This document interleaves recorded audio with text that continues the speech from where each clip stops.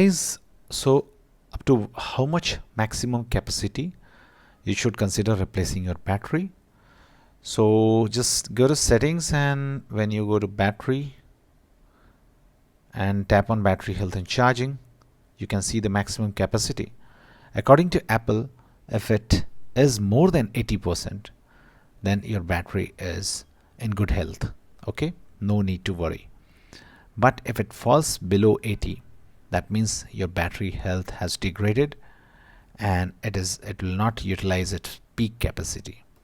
Okay, but it depends upon the person to person. But if it is below 60%, you should seriously consider replacing your battery, because your battery is not in good health and it'll not give you few hours of usage, or it's in a good condition.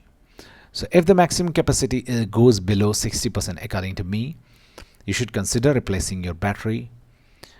Contact a service center or a battery provider and replace your battery of your iPhone. Thanks for watching. Please do like.